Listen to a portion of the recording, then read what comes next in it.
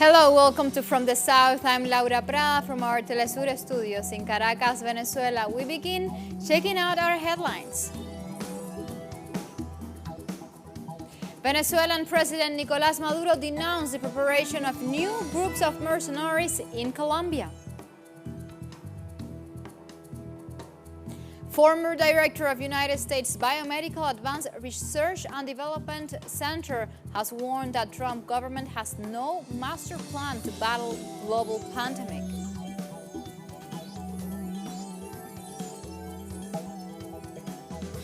Palestinians burned image of U.S. Secretary of State Mike Pompeo to protest against the so-called Middle East peace plan.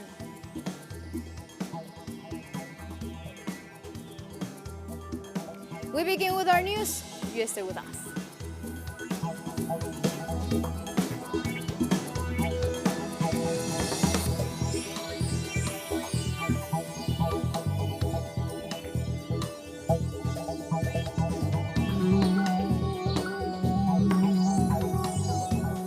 We begin with our news. President of Venezuela, Nicolás Maduro, has denounced the training of mercenaries in Colombian territory who plan to attack the Bolivarian nation.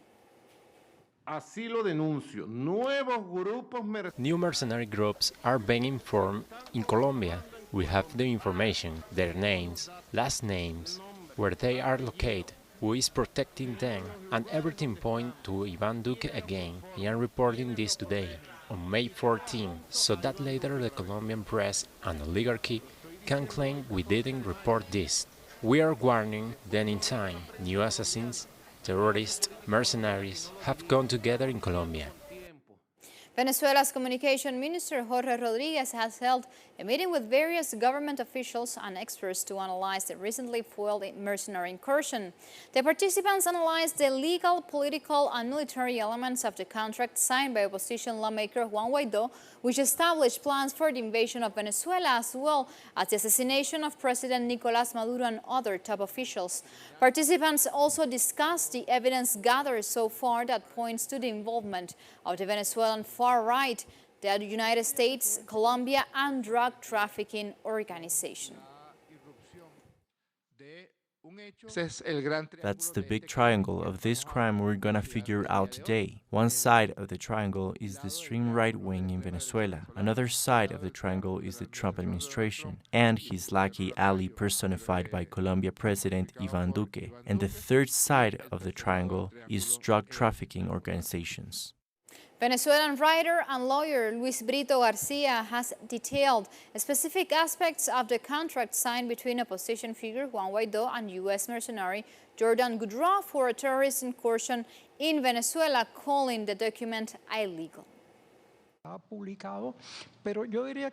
About this document, we can highlight at first that this contract is illegal. One cannot legally contract someone else for a murder or an assassination. If the contract is broken, no judge can force a assignee to comply with the contract and demand that a person be killed. Also, a contract to be paid in US dollars has no legality in Venezuela, unless there is a clause that establishes possible payment in national currency.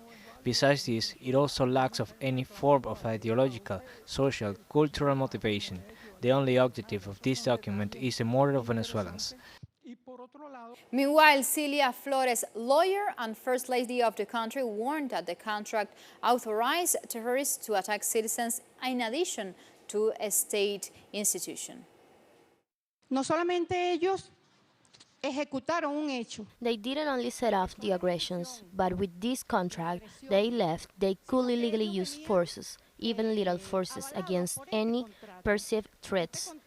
It even says here in the document that they can shoot at people who represent a threat. The service provider, the mercenaries who were initiating the attack, were going to be allowed to use lethal force. For her part, Vice President Delcy Rodriguez said that this contract delivered Venezuela's sovereignty to the United States. They wanted to start a war in Venezuela, a war fought by a third party, but this has deep connections to the U.S. government. The other serious issue is Juan Guaidó's use for U.S. jurisdiction in the contract. The document said it is subject to the laws of the state of Florida. Why the state of Florida? Because under international law, and particularly under our own laws, the objective of the contract is illegal. But under the laws of Florida, the death penalty is permitted. Therefore, they made sure they would have the impunity by placing the contract under these particular laws.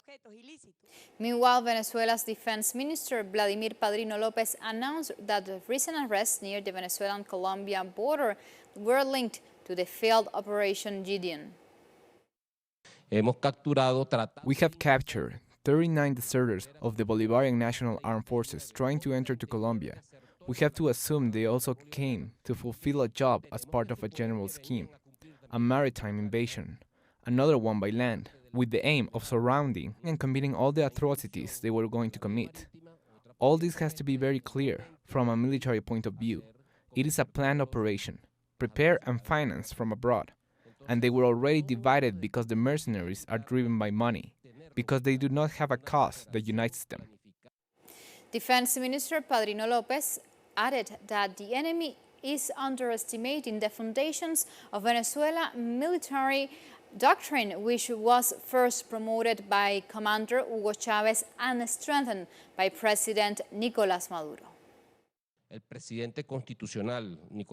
Constitutional President Nicolás Maduro, Chief Commander of the Armed Forces, restarted with great strength our Bolivarian militia, which is not only strong in numbers, with 4 million members, but is highly organized. It is divided in defense units. There is a whole line of defense that the enemy underestimates. They do not know us or our organization. They also unaware of the disgust that this contact has caused within our ranks.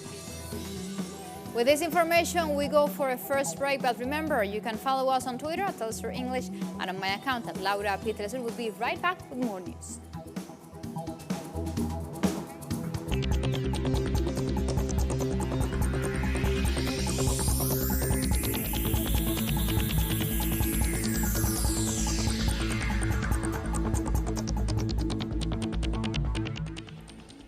Back with our news, the former director of United States Biomedical Advanced Research and Development Authority has warned that the government of President Donald Trump has no master plan to battle the COVID-19 pandemic. Dr. Rick Bright slammed the Trump administration's response to COVID-19, telling Congress that without clear planning and an improved coordinated response, 2020 could be the darkest winter in decades for the United States. The career civil servant has said he was removed from his post due to political pressure after he expressed opposition to the Trump administration's promotion of unproven drug therapies to fight COVID-19 pandemic. Our window of opportunity is closing. If we fail to improve our response now, based on science, I fear the pandemic will get worse and be prolonged. There will be likely a resurgence of COVID-19 this fall. It'll be greatly compounded by the challenges of seasonal influenza. Without better planning, 2020 could be the darkest winter in modern history. In the United States, New York Governor Andrew Cuomo has urged caution as the state prepares, to reopen in stages. New York is one of the most affected states in the nation, with about 23,000 cases and 2,022 deaths to date. Do not underestimate this virus. It has beaten us at every turn, and it has surprised us at every turn. Don't take it lightly. Don't underestimate it. I believe the facts will change as we go forward. The more we learn about the virus, the more the facts change, and the worse it gets.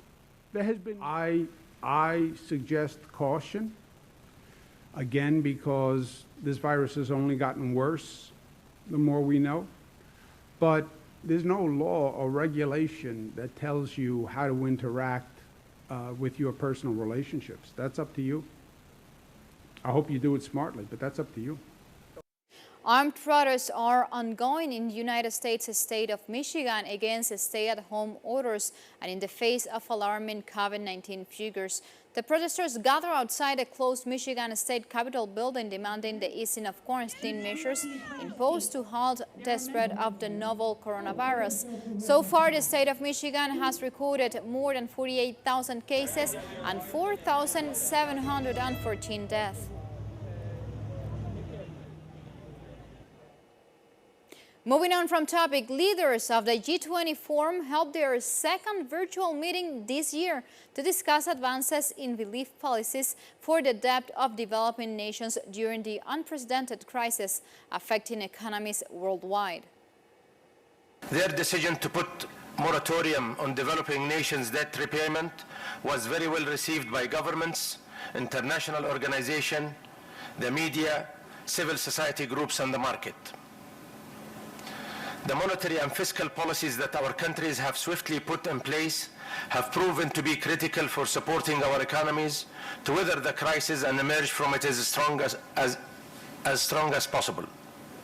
And in the Caribbean, Puerto Rico's governor has unveiled a plan to spend more than $2.2 billion in U.S. aid to fight the coronavirus crisis, while Governor Wanda Vázquez said that about $300 million will be used in part to increase testing, expand contact tracing, and help the unemployed. But officials acknowledge there are tens of thousands of people still waiting for benefits announced shortly after a lockdown imposed in mid-March. And also, the numbers in Puerto Rico keep growing. They are reaching almost 1,500 cases in the island and over 200 deaths. There are three foundations to assign the $2.2 billion. First, on health, government, and economy. Regarding health, we are going to focus on testing, tracing, isolation, and treatment as the four main areas.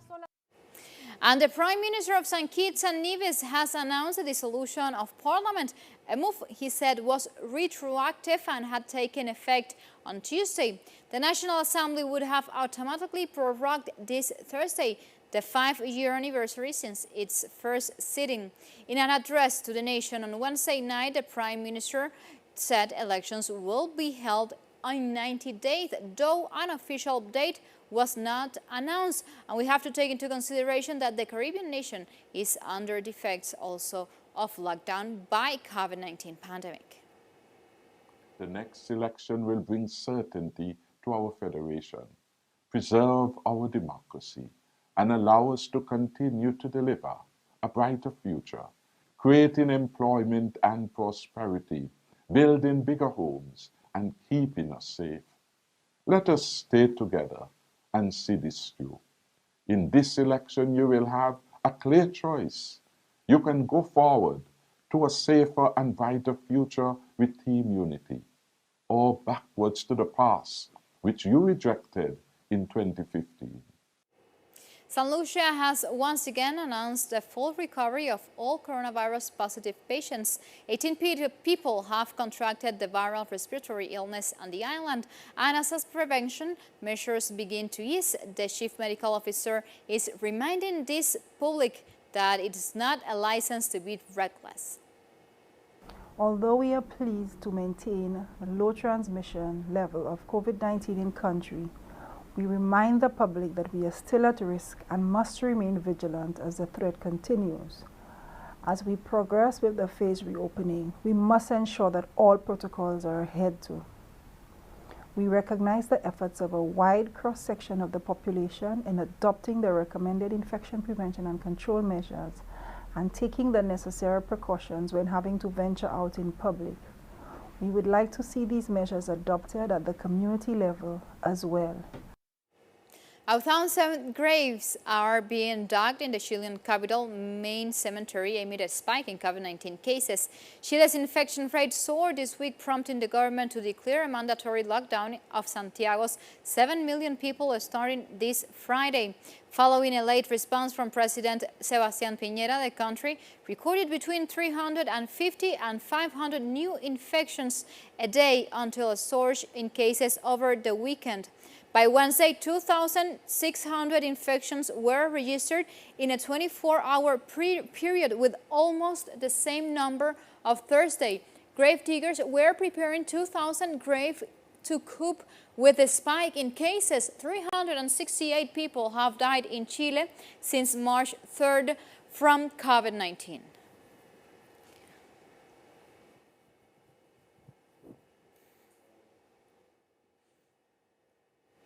Mauritius has become the second country in Africa to be declared virus-free. The island nation official COVID-19 page said as on Monday, 322 people have recovered out of the 332 confirmed cases. The remaining 10 have died, and May 11th also marked the 15th consecutive day that no new cases were recorded. In the country, a lockdown remains in place to halt the possible spread of the virus. Weeks ago, Mauritania declared itself virus-free, with 6 people recuperating and only 1 fatality. Another infection was subsequently recorded.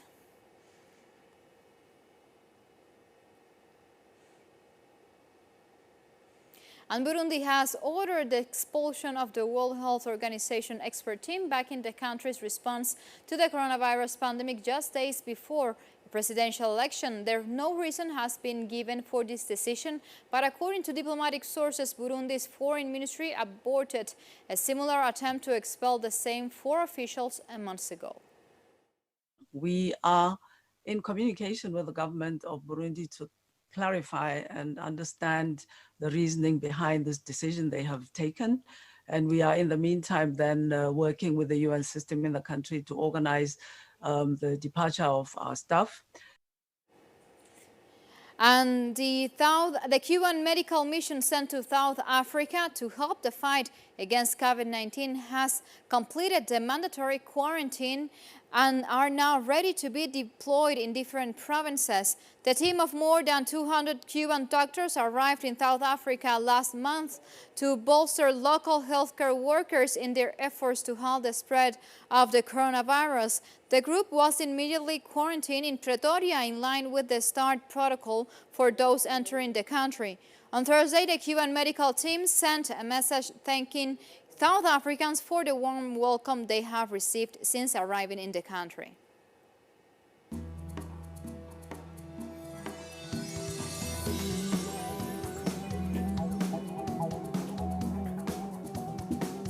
Time for a second break. You stay tuned with us. We'll be right back. We are back with our news. Palestinians in Nablus burned an image of U.S. Secretary of State Mike Pompeo to protest against the so-called Middle East peace plan and the green light given to Israel's state to annex key parts of the occupied West Bank. Pompeo visited Israel on Monday, a day before its new government was to be sworn in, to discuss plans to annex much of the occupied West Bank into the Jewish state. The decision has also stoked tensions with Jordan, which is one of the only 2 Arab states to have a peace deal with Israel and shares the strategic border region, accounting for roughly 30% of the West Bank territory. The conspiracy is dangerous. The conspiracy is strong. The situation is bad, wherever it is the U.S., the Arabic silence, the urge for Arab normalization with Israel, the dispute between Palestinians. The conditions are bad, but the right of the return will not fall. Whether there were 7 million and 1 million of them Palestinians refuse these plans, we can form a military militia of 7,000 fighters, and they can blow up the situation. There will be no security, no safety, no peace without the right of return. Israeli citizens took to the streets to protest as the long-awaited swearing-in of the coalition government was postponed. Prime Minister Benjamin Netanyahu requested former Army Chief Benny Gantz to postpone the swearing-in until Sunday, leading to demonstrations outside the Knesset in Jerusalem. Citizens have awaited more than 500 days for the government's formation and gone through 3 inconclusive elections in less than a year. The protesters also said that the government has not addressed the COVID-19 crisis. Syria's Ministry of Health announced on Thursday the repatriation of 2,270 citizens stranded abroad due to restrictive measures imposed to fight COVID-19. These citizens returned on 13 Syrian airline flights from 9 different countries. On Thursday alone, 249 citizens arrived to Damascus International Airport from Iraq. Syrian officials have specified that from February 5th to May 14th, the Arab nation isolated 6,781 people in quarantine centers, and out of those, 4,224 have recovered, while 2,555 are still under medical care.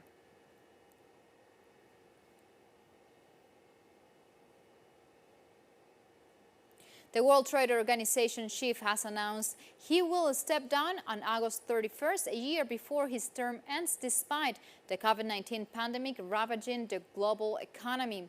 Roberto Acevedo said it had been a personal decision reached with his family and stressed that he was not leaving to pursue political opportunities. The 164-member organization was already in crisis before the pandemic hit, dealing with raging trade wars and scathing criticism by U.S. President Donald Trump. My decision was reached after long and hard reflection and much discussion with my family. For the reasons that I have outlined, I believe that it would be best if members promptly move ahead with the process for selecting the next Director General. China has slammed United States over accusations that Chinese hackers were attempting to steal research on developing vaccine against the coronavirus. The spokesperson for the Chinese Foreign Ministry also said the Trump administration should focus on their own prevention and control work after Trump described COVID-19 as the plague from China. China expresses strong dissatisfaction and firm opposition to such a smear by the U.S. side. Judging from past records, the U.S. has carried out the largest cyber theft operations worldwide. China has made significant strategic achievements in its fight against the COVID-19 epidemic. China is also leading the world in COVID-19 vaccine research and treatment. Therefore, China has more reasons to worry about cyber espionage. Epidemic diseases know no borders or race. They are common challenges for mankind, and they are an unpredictable eventuality. If U.S. politicians really put the safety and health of the American people first, they should immediately stop blaming and discrediting other countries and focus on their own prevention and control work, as well as promote international cooperation against the epidemic. This is the only correct path to take.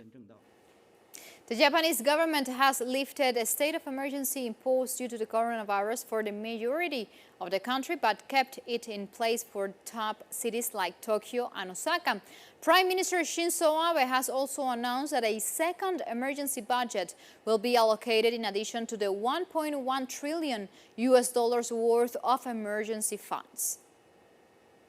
As of today, the government will lift the state of emergency in 39 prefectures before it is due to expire at the end of the month. By lifting the state of emergency in many areas, we're going to develop a new lifestyle, which is the lifestyle of the world to live with coronavirus. Today is the start of it. French Prime Minister has announced an €18 billion rescue plan for its tourism sector to weather the coronavirus crisis. Edouard Philippe also announced that people will be allowed to go on holidays in July and August. S'agissant des vacances. Regarding holidays, and again, this will be subject to the evolution of the epidemic and possible localized restrictions depending on its evolution. We are working on a reasonable scenario. French citizens will be able to go on holiday in France in July and August. France means metropolitan France and its overseas territories. And the Russian government has announced an emergency handout of 23.4 billion rubles, $316 million for airlines struggling because of the coronavirus pandemic. President Vladimir Putin had already disclosed the amount of the planned handout from Russia's reserve fund, but the publication of a government decree allows airlines to apply for funding. Russia's civil aviation agency said flagship airline Aeroflot had already applied for the funding. The government said Russian airlines can spend the money to cover outgoings, including salaries and the cost of leasing planes.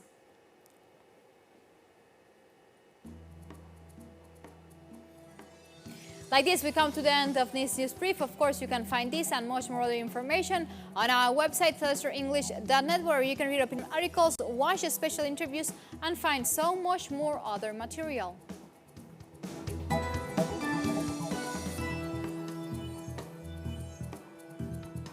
You continue with us with Telesur, always together, connecting our global thoughts. Until next time, thank you for watching.